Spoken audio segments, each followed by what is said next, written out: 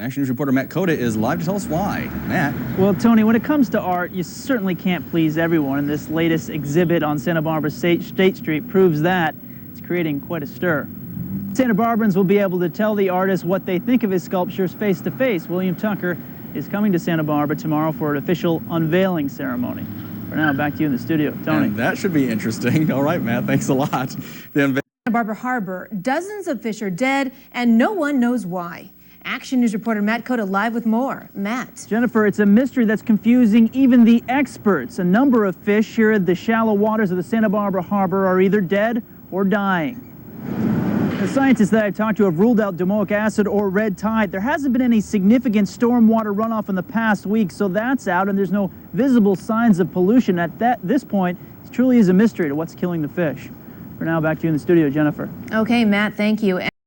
Jennifer, there are still a few thousand absentee ballots in the 3rd District yet to be counted, but victory appears assured for Supervisor Gail Marshall and the No on Recall campaign. Arrived here on the scene. If you can take a look right behind my shoulder, there it is, Stearns Wharf, the trademark of Santa Barbara, in flames. Matt. Well, Jennifer, after his first trial ended in a hung jury, Graham Presley was released to his family, but this past month, he was retried for the murder of Nick Markowitz, and this time around, the jury was unanimous. The verdict, guilty of 2nd-degree murder.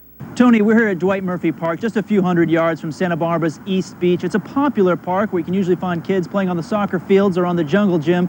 But according to police detectives, it's also popular among men trying to solicit sex. Matt. Jennifer, the incident allegedly occurred here in downtown Santa Barbara at the Paseo Nuevo Mall, where the suspect worked as a security guard for nearly 2 years. Matt? Tony, just now, city firefighters retrieved a suspicious package which was sent to a state of California office building this afternoon. It is now in the hands of an FBI special agent in charge of weapons of mass destruction. Matt? Tony, when it comes to sand, Santa Barbara certainly has plenty of it, especially here on East Beach, where all the sand dredged from the Santa Barbara Channel is dumped. But now all this and more could go to help a neighbor in need. The noise on the flight deck would break your eardrums if not for this special equipment, especially when the plane going at 170 miles an hour. After nearly a week of rain, these creek beds are like a wet sponge that just can't soak up any more water. As a result, a lot of debris is going with that water downstream. Matt. Wendy, today Cottage Health Systems, that's the owner of Cottage Hospital here in Santa Barbara, announced that they are purchasing crosstown rival St. Francis Medical Center and shutting that facility down. Matt, what's going on? Tony, we're here at the mouth of Mission Creek where it empties out into the ocean here in Santa Barbara. As you can see, the trash and other debris has been cleaned up in anticipation of the weekend storm, but health experts worry about another type of pollution, about the type of pollution in the water that you can't see, bacteria and other toxins that can cause some serious health problems. Now the people here against the fare increase will be rallying at the transit center for the next hour or so, trying to get their message heard, because tomorrow morning the MTD board will meet to discuss a possible fare hike. They could take action. Of course, the people here hope they keep the rides just as they are, just a buck. Matt? Tony, in Japan, this leafy seaweed called undario is used in soups. Here in Santa Barbara, it's not quite so appetizing. In fact, it's choking out marine life here at the harbor. Storms preparation, of course, will help, but here's the bigger problem. Watch this.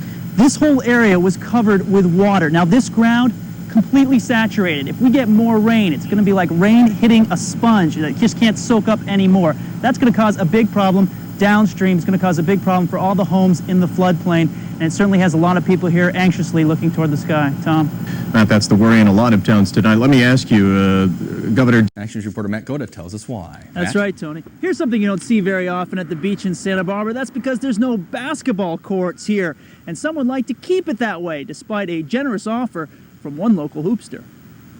Santa Barbara beaches offer more than just sun, sand, and surf. There's a whole lot of activity going on here. Action News reporter Matt Cota live to tell us more. Matt. Well, Jennifer, we're here on Highway 101 near the Milpas exit in Santa Barbara, where rush hour traffic is, as it always is, slow and go. This daily congestion has prompted local leaders to talk about the possibility of a commuter rail. Now, if you spot some of this undaria, you can help. Just don't throw it back in the ocean. Bag it. Throw it away. For now, back to you in the studio. Tony.